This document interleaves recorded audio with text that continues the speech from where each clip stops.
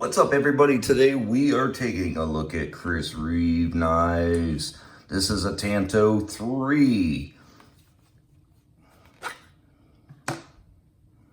The blade length is about 4¼ inches long. Overall length 8¼ inches. It's coated in gun coat and it's a little dirty. This is a pretty cool knife. Yeah, you can't get it now. You can only, if you can find it, you'll only find it pretty much on the secondary market. They're pretty hard to find these days. But this is a knife that's kind of been part of the collection for a while and thoroughly enjoy having it in the collection. It has a hollow handle.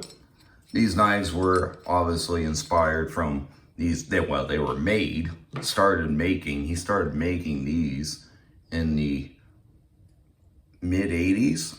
And this particular knife is pretty much from that time. Little compass inside of it. This is kind of, like I said, kind of inspired by the 80s movies. Like Rambo, where you have your survival knife and you have a compass and you have a survival kit in here. And this is all you need to survive pretty much anything that you want to do, you're up against evil and all that good stuff. So it's sealable. So, it has a washer on it, so it seals up. So anything you put in there should stay pretty much dry. It's a pretty cool knife. I mean, the ergos on it are cool. It's rounded, so, obviously, some people would say that a round handle will turn in your hands and stuff. And it has a possibility of doing that. But, it's a relatively small blade too. So the fact of torquing it so much where it's going to torque in your hand are probably, less likely to begin with because it being such a small blade. You'll notice that this particular one is unnumbered. Most of his knives are, fixed blades are numbered, but this one is not. And there are a bunch of them out there that are not numbered. The not numbered ones are series that he ran pretty much in the late 80s, pretty much maybe early 90s. He did do certain runs where he would run them with no numbers, so he would just make them as he wanted to just knock a few out, do if you want to do a few for some special orders or what have you. So he would just knock a bunch out. They are made out of A2 steel, which is a tool steel. It's a pretty strong steel.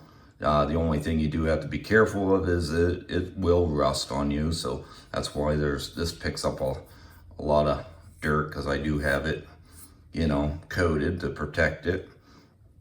It's got some nice little, very fine Reeve jimping on the back there, so you can get some good grip with the thumb right there.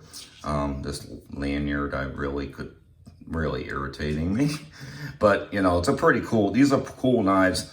They have a couple that are smaller and then a couple that are bigger than this. Of course, the classic leather sheath has a snap. And it says Seafeller Case Makers, Boise, Idaho. That was a company that was making his sheaths for him.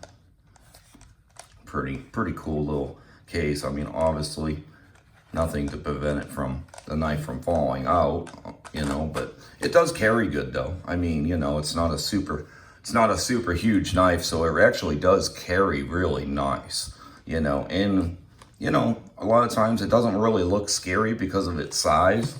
Let's do a quick little, your whole overall size with the holster is 8 3/4 inches, and you're looking at, just a little over 2 inches, 2 1/4 inches wide. So, you're not talking about anything super scary, so to speak. Let's you know, quick little comparison. There's a PM2.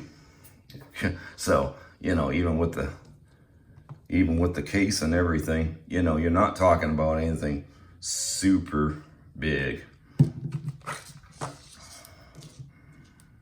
compared with the PM2. They're almost identical in size, except obviously the PM2 folds up and that one doesn't. But very cool either way. You know, like I said, I mean, not that you can really particularly find these. You can. They're definitely not going to be easy to find. If you do find them, sometimes they are pretty pricey too.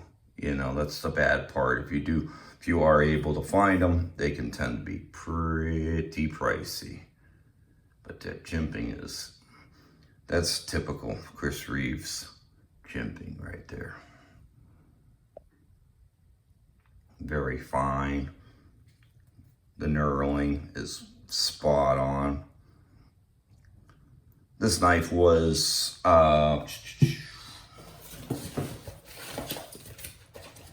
we did have this knife. There's a card for it. If it'll focus. Tanto 3. It was given a spot treatment basically in 2018. That's when he redid the gun code on it, because, you know, time and wear, you know, you want to make sure it's pretty spot on. But that's it, you know, A2 steel, you know, a hardness level of 55 to 57.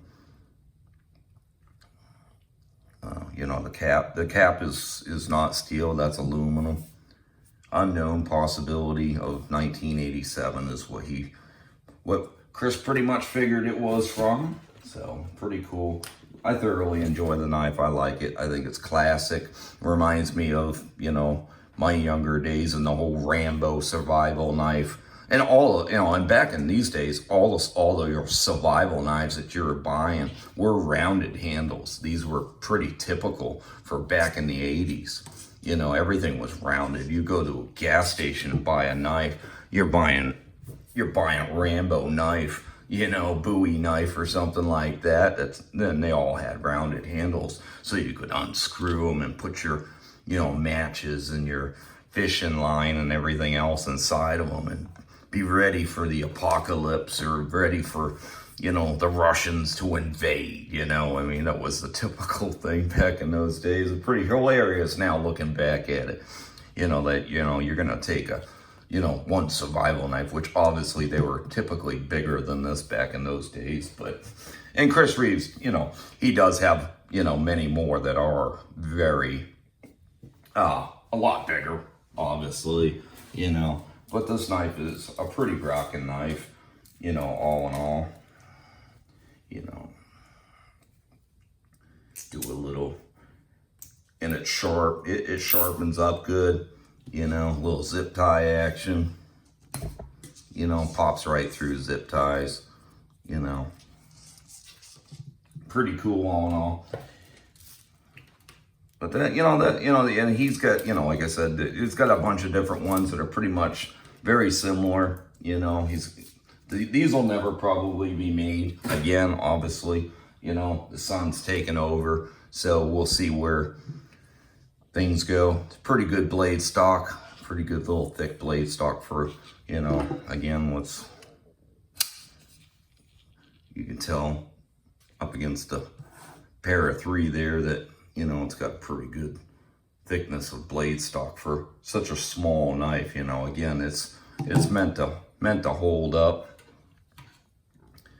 And I would say it's got probably a slight hollow grind to it. Yeah, definitely. Yeah, it's definitely got a good thinness behind the edge for sure, for such a small knife, you know. But that's it for today. That's the Chris Reeves Tanto 3. You know, like I said, approximately 1987. It's a cool knife. These are cool knives. You know, if, you know, obviously they're expensive, but if I would, you know, if if you wanted one for if you're gonna put it in a collection, it's definitely a knife to have in a collection. You know, it may be worth money down the road, may not be, but they are nice knives to have. You know, this will always stay in my collection for sure. But that's it for today, guys. Hope you liked the video. We got a lot more content coming up in the future. So make sure you subscribe to the page and keep up to date with everything that we got coming up. And hope you enjoyed. Make a comment below on what you like about this knife and what you don't like about it. Okay? Have a good day, guys. We'll see you next time. Bye.